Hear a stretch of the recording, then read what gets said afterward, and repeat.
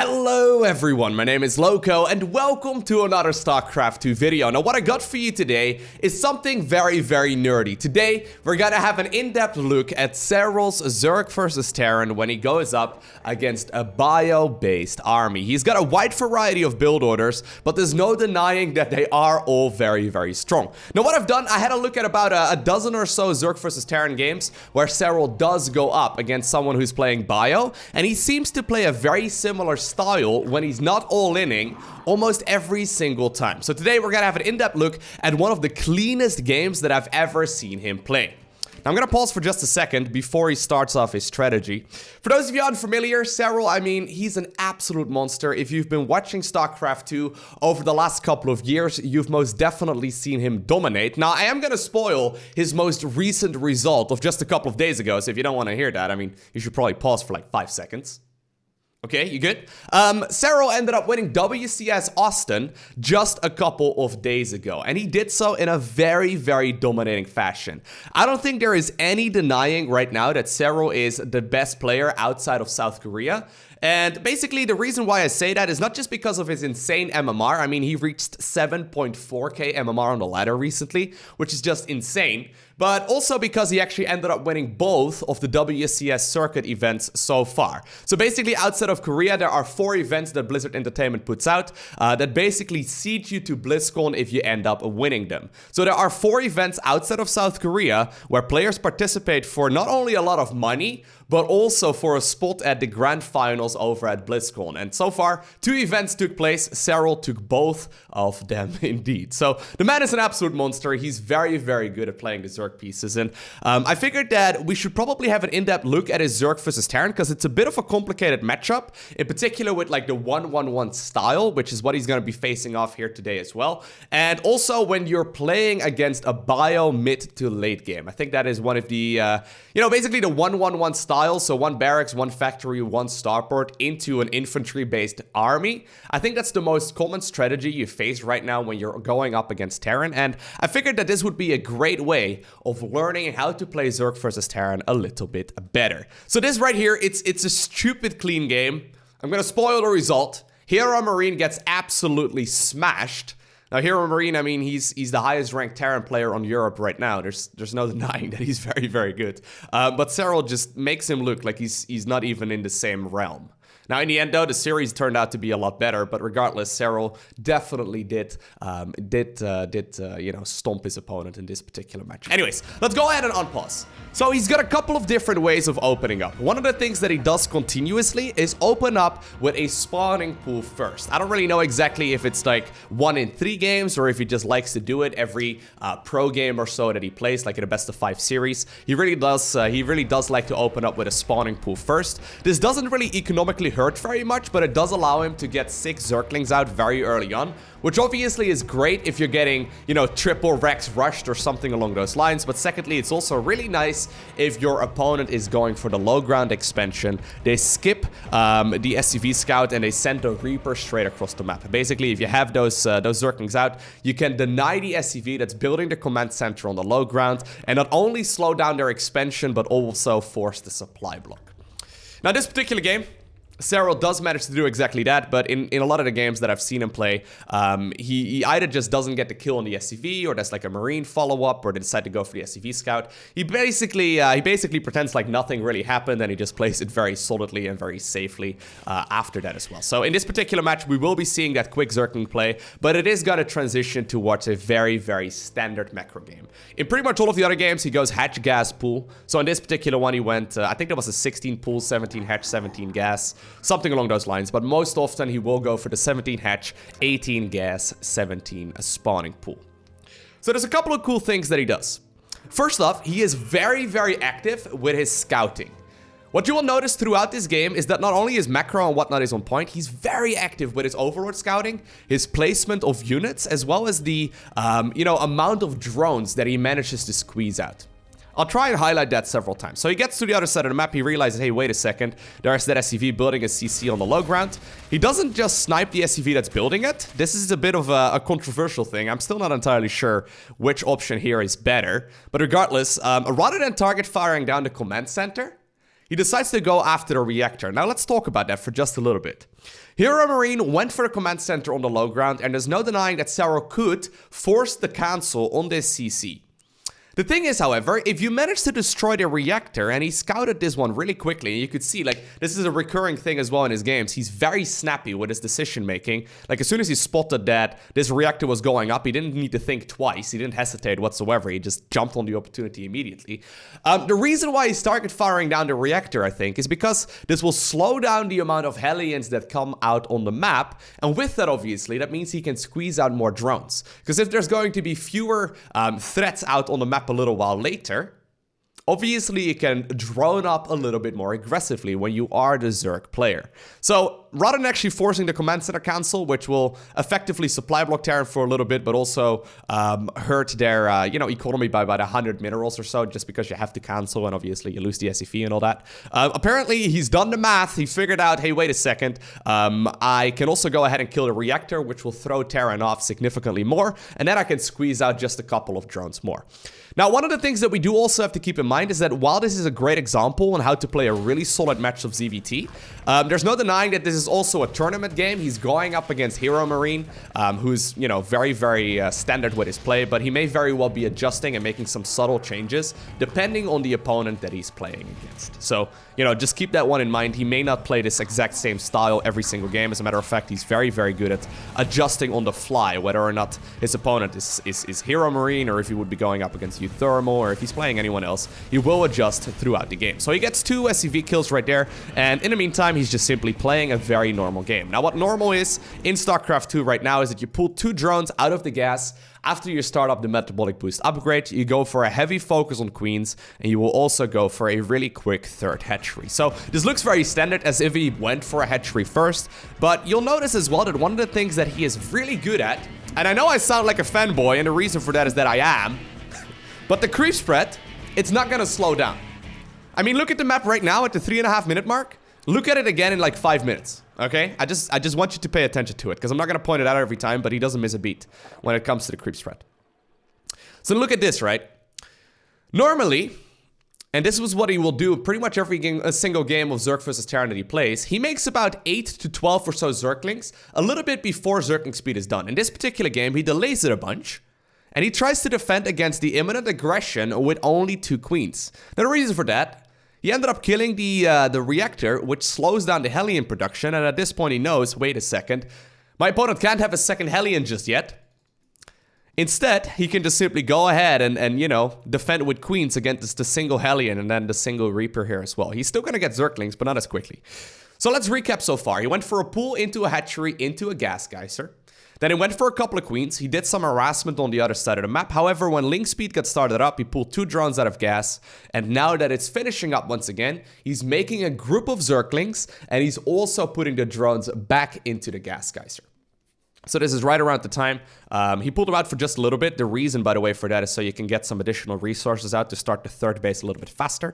And obviously, you want to start up the 3rd base a little bit faster just because Hellions start roaming the map. And if the Hellions are out and you still have to take a 3rd, it's a little bit more risky.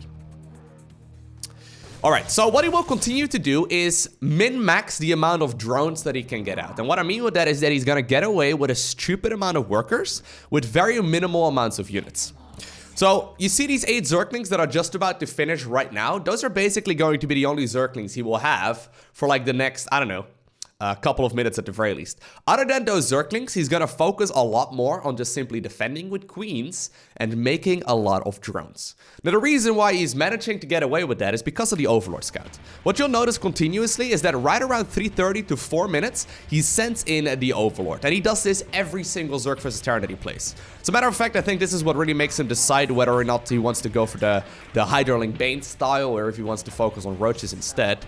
Either way, he gets in there, and this is what he sees. He sees 1 reactor right here on the factory. He also sees that there is no attachment on this barracks whatsoever just yet, and he already scouted earlier on that there was a starport in the back, so he's likely going to assume that that starport at this point does have a tech lab on it, and it's likely going to be Banshee aggression. Either way, you know, it could either be Banshee aggression, it could either be a medevac player, or it could be, for example, a Liberator. In all of those scenarios, Spore Crawlers are going to be helpful, so he doesn't really need to dive in all too deep.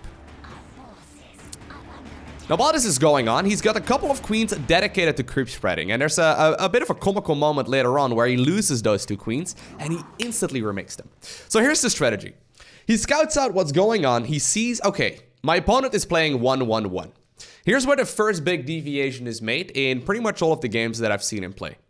If he's going up against a 16 Marine drop, so he's going for a heavy Marine-focused opponent, he will be focusing on quicker upgrades in his evolution chambers. However, in this particular case, he does this pretty much every single time he goes up against Bio, and he's not going for the roach all-in that he showed many, many times as well. But if he's going up against a Bio-based Terran player, and he scouts that it is going to be a 1-1-1 style, he starts up right around the 4-minute mark, and in this game it's a little bit later. Usually he starts it up at just a little bit earlier. I think this is because of the 16 spawning pool that he made, or 17 pools, something along those lines. But every single time he plays against this, he does the following. He goes for the lair right around the 4-minute mark, and then he follows it up with a baneling nest. Now the timing on the baneling nest as well as the lair basically make it so that right when the lair finishes up, you can start up your centrifugal hooks upgrade, which is the speed upgrade for the banelings. He really rushes this one out, and this is what first got my attention.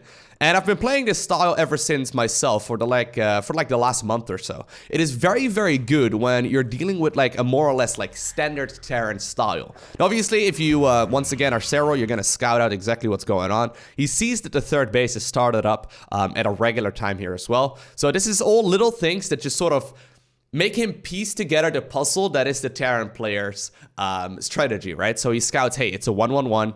He knew that there was a starport. He saw that something was researching there. But keep in mind, 3:30 to 4-minute Overlord scout, 4-minute or so after you realize what it is you're going up against, you start up your lair as well as the baneling nest, right? Now, he continuously keeps on scouting for hints whether or not it's bio or mech. Usually, right around the 5-minute mark is when you will expect this 3rd command center to be finished for Terran. Usually, you can also expect the engineering base to come up right around that time, too. Sometimes Terran players will put them at the front right here as part of their wall-off, so you can have a guaranteed, a guaranteed look at them pretty much every single time. All right, so once the lair finishes here in just a little bit, we will see him do a couple of things. Now, obviously, it's still going on. While this is happening as well, he made a small group of Zerglings, but still very, very little amount here in total. Right now, he's already at 47 versus only 33 SCVs there. But he's just continuously squeezing out more and more of those drones. And obviously, the creep spread, you don't really even see him do it, but the creep spread is continuously moving forward as well. So here comes the Banshee into the main. Guess how many workers he loses? Absolutely none. So at this point, it's pretty much a completely clean game, right? There haven't really been any errors on Serral's side whatsoever. I mean, we could have a look right here. He lost a couple of units, but I mean, it's all very, very manageable. Up to this point, it's pretty much flawless, and I think that a lot of players are capable of playing something along those lines. In the first 5 minutes, the Terran player hasn't really messed very much with the Zerg. And I think if you practice hard enough, you should be able to play these first 5 minutes pretty much spot on as well, right? Now, obviously, it does require that you scout and you figure out what it is you're going up against, but I do think that a lot of players are capable of copying this kind of style. Anyways, so we are at Lair. What he does is start up centrifugal hooks as well as 2 gas. So all of this time, he's basically droned up 3 bases fully as far as the minerals go, right? He's droned up 3 bases fully off of just 1 gas geyser. And this is another recurring thing that you will see in a lot of the pro gamer styles. They will go for 1 gas and then like 50 plus drones. And then when they finally reach the amount of drones that they need, or in this particular case, right around the time that the lair finishes, and I guess he reached 16 drones on minerals in the natural, that's when he starts up double gas as well as the centrifugal hooks upgrade. Now, the ultimate style here that he wants to go for is going to be Hydraling Bane. So notice, one of the things that you may look at here already is that, wait a second, I don't see any upgrades yet. Evo chamber upgrades are going to be a little bit later if you do rush out the centrifugal hooks. Now, centrifugal hooks, it's very good against, for example, marine-based pushes. It's going to be great against hellbat-based pushes. You're going to be really good against pretty much everything. So here's the next step. So after starting up the +2 gas, as well as the centrifugal hooks upgrade, right after the lair finished, when the 3rd base was fully saturated, he goes for 2 additional gases over there too, as well as double Evo. All right? So as far as his gas expenditure goes, first off, he started up a metabolic boost right at 100 gas. Then he pulled the drones out of gas for just a little bit to start up the third base. Then when the spawning pool finished its research, he put the drones back into gas a little bit before that. Then, right around the 4-minute mark, he started up the lair, as well as the first tech structure right here, so the bailing nest right here, or the first important tech structure, the tech deviation. Then, when the lair finished up, he went for 2 additional gases. That is right around the time that the natural is fully saturated as well. And then right around the time that the third is fully saturated, which is only a couple of seconds really later, he goes for 2 more gases over there, and then the double evo chamber.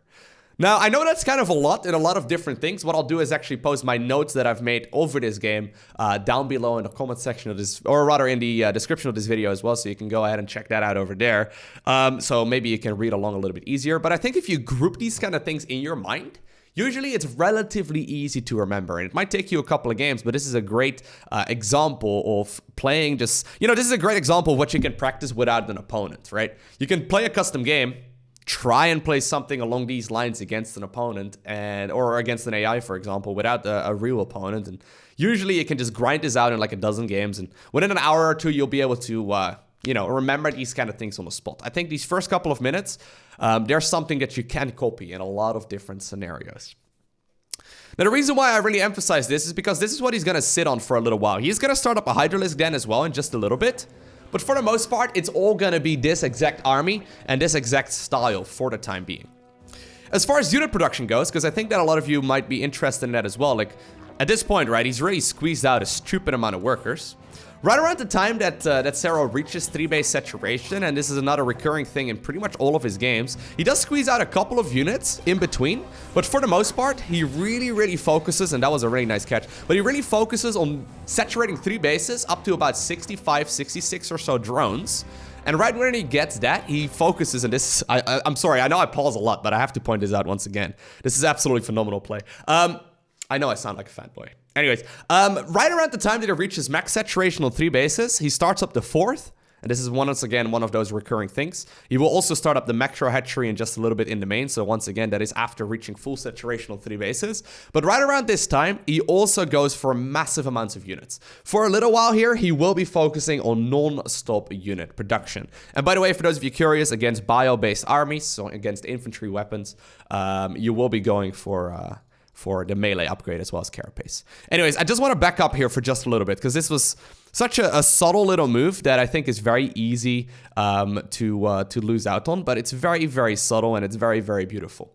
So you see this overseer that was morphed in. I don't know if this was just sheer luck on Serral's side, although it does seem to be something that's recurring a lot, so I don't really know. But regardless, he made this overseer as a response to seeing the opponent's Banshee move across the map, right? So here's what he does. Right around at the 5-minute and 42-second mark, and I don't know how he does this, but he makes this Overseer drop down one of those changelings, and he sends this changeling towards the 3rd base. Now keep in mind, he saw the exact timing on the command center with the Zerg Scout right around 4 minutes, 45 seconds, 5-ish minutes into the game. He saw the exact timing on that, and if we follow this changeling for just a little bit, guess what happens, right? It arrives at the 3rd base of the Terran opponent, right after this command center finished up morphing into an orbital command, and he, delays the expansion.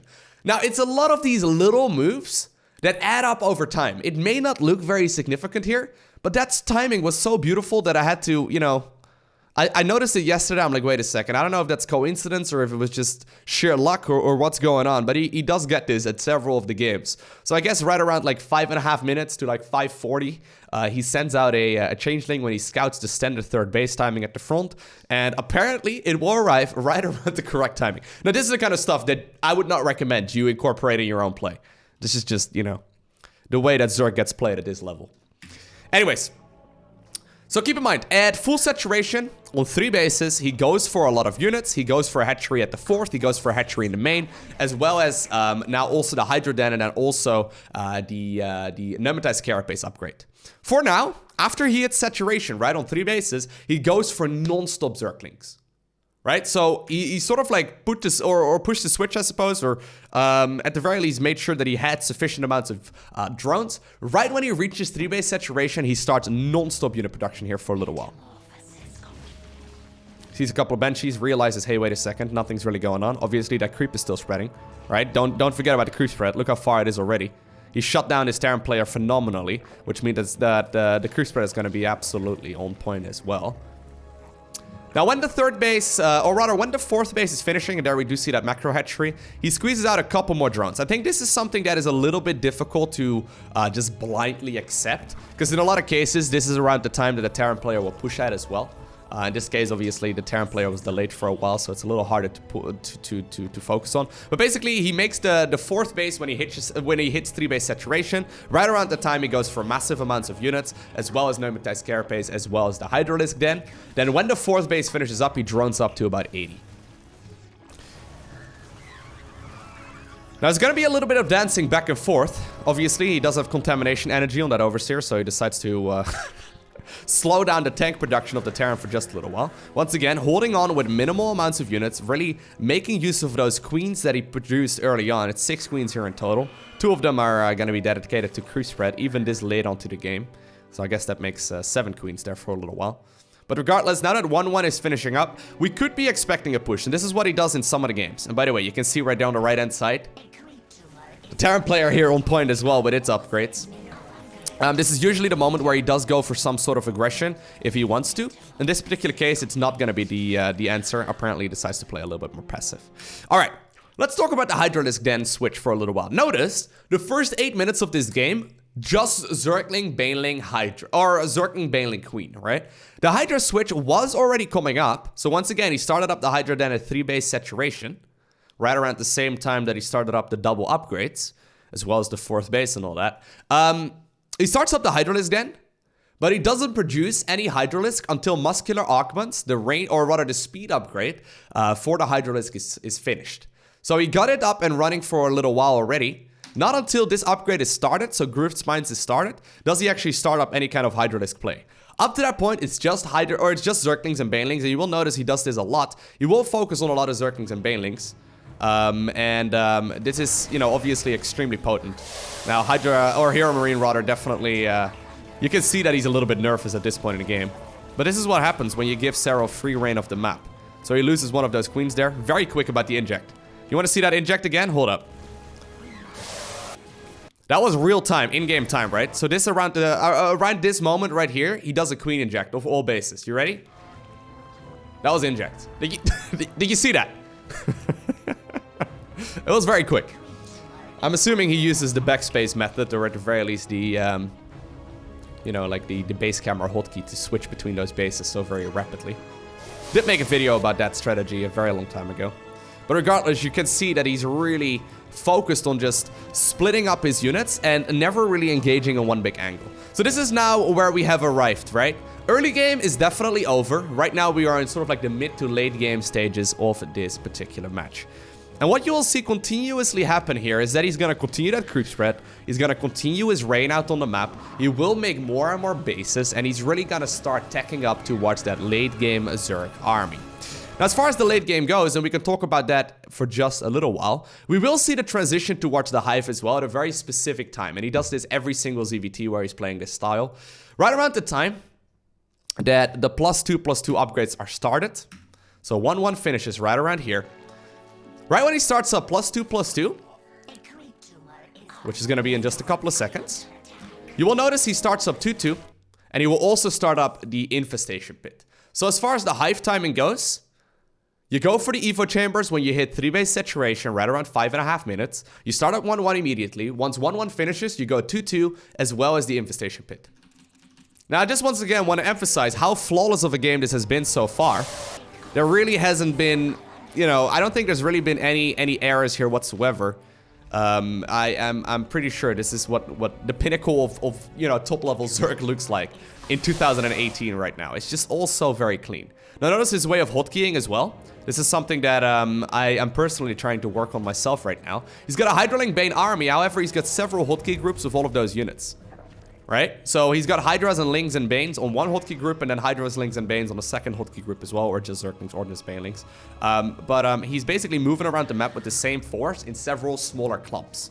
So if you look on the outer edges of the map, right, you can see that there are some very deliberate locations for these overlords here as well. This is not, you know, just him putting them in a random spot. This is just in case the Terran player decides to, like, scurry a medevac on the outer edges of the map to try and drop at one of the bases. But anyways, when Serral is playing more defensively, you'll notice oftentimes that he's leaving a couple of units scattered over here. Couple of units over here, some in the main base. He's basically, well, he's doing that right now as well, right? Just in case those drops happen. So these Zerglings right here, they are not hotkeyed, right? We've got hotkey number 1, which is this army. We've got hotkey number 4, which are those Zerglings over there. Sometimes we will have Hydras and Banelings added to this as well. But there are going to be smaller groups of units just simply hanging out in the corners when he is playing more defensively. In this particular case, apparently he's not too worried about it. But you'll notice he's leaving like unhotkeyed units all over his bases as well, just in case a medevac slips through the cracks. And by the way, remember that creep spread I was talking about? We're about 5 minutes later or so, from what I previously pointed out, or maybe 6. You can see all of a sudden it's crossing the halfway point. He's very deliberate with just continuously moving those tumors over while still positioning his army in different spots as well. Alright, so, and this is the cute moment, by the way, with the queens that I was talking about, right? So, Hero Marine stims forward here, gets 2 queens. What does he do? What does Serral do? Starts up 2 queens. I guess he starts up 3. No, actually, no, hold up. No, that was only 2 queens, actually. So he loses the 2 queens that are out on the map, and then he immediately replaces those as well. So he doesn't mess around. Like, even though the creep spread, and this is another thing that you'll notice at the highest level a lot, even when your creep spread is already this good, you still focus on more queens to continue that creep spreading. Because all it takes for Terran, right, is a couple of scans, and all of a sudden, all of this beautiful work you've done is gone. You need to replace those tumors really quickly, and this is another thing that's easily forgotten or easily overlooked. Anyway, so now that we're at Hive Tech, there's a few things he does. First off, he will start up the Ultralisk Caravan as well as the Spire, and very shortly afterwards, he will also start up the Adrenal Glands upgrade. There we go. So these are the 3 structures he gets, or I guess the 3 things he gets right when he does get to this level of play right now, or to this, you know, tech for the Zerg. Now, he's currently maxed out. Still not engaging, still not taking any risks. Notice how he's baiting the army of the Terran player forward, and then he runs with the Zerglings into the natural. So rather than having all of his units in one big clump, he's now sending the Banelings even towards the 4th base or rather the 3rd base of the Terran player here as well. But while the Terran player is making a move out across the map, he basically counters this attack from the Terran by just simply leaving units at home, but having a big chunk across the map too. Keeps those Banelings alive for a little while, and while of course this army will now be you know, demolished as well, he's already following this up right now with double Vipers, so 2 Vipers coming up, chitinous plating as well as more and more stuff. Now here come the Zerg units from every single angle. And keep in mind, while this army is not particularly strong for Zerg, he's going to be able to retreat immediately. And since he hasn't missed any Queen Injects, he's going to be able to make 72 Zerglings, reinforced with more Banelings, and now start following it up with Vipers as well as Ultralisk here in just a little bit. Now, Hero Marine's still trying to stick in this game, obviously. He doesn't want to, like, lose. I think this was a quarterfinals match. But you can see just the sheer amount of swarm units that have been produced is just absolutely ludicrous. He doesn't even need the Vipers at this point. If he would have been a little bit more worried, you can imagine he would sit back for a little while longer and wait for these Vipers to accumulate enough energy for Blinding Clouds, maybe, you know, some Abducts if there are Liberators and whatnot at play. But I think as far as, like, a clean game goes, this is definitely the strongest game of ZVT against a bio-based Terran player that I've seen in a little while. And obviously, you can see that Hero Marine was a little bit nervous. He definitely did put himself together once again for the next game. But this is what happens when you leave a top-level Zerg player uncontested for a very, very long time. So you can see units lost-wise, right? There's no denying that Serral lost a lot of units in this game as well. And while it's still efficient, he's just simply been mining a lot more. Look at that, 85 drones here for a little while. He's just simply mining more and more bases, expanding to a 5th, a 6th, as well as more macro hatcheries if he needs to. Oftentimes, another thing that he does quite a bit is that he gets another base, but that he doesn't actually mine from it for quite a little while. I think the reason for that is just to sort of like treat that newly acquired hatchery is like a macro hatch, rather than putting it on location, you just simply sort of, you know, you just simply have some out on the map just in case you're gonna, you know, need to transfer some drones there when your base is mined out, or if, you know, you're forced to evacuate, something along those lines. But rather than just simply putting him in your main bases, he goes for it a little bit differently. Now, interestingly enough, and this is something that I was quite curious about, rather than going 3-3 research, he goes for the missile upgrade first. I think the reason for that is that, you know, the Spire and then the chitinous plating, adrenal glands, and 2 Vipers, it's all very gas heavy already.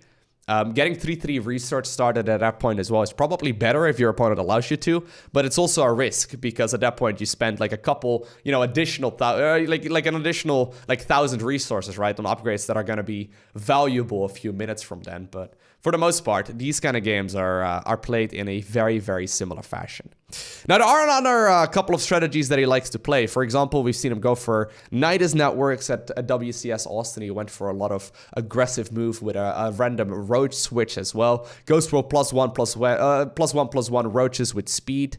So the +1/+1 roach speed timing pushes after establishing 3 base. But in a lot of the games, this is going to be his go-to style if his opponent is opening up a 1-1-1 and he's also playing against a bio-based Terran. I hope that you enjoyed watching this video. Let me know what your thoughts are down below in the comment section of this video, because I am most definitely interested in making similar videos for maybe other matchups and other races as well, if anyone is curious in seeing those as well. But for now, I want to thank you for watching. Have an amazing day. Do not forget to smile alright, and I will see you once again in the next video.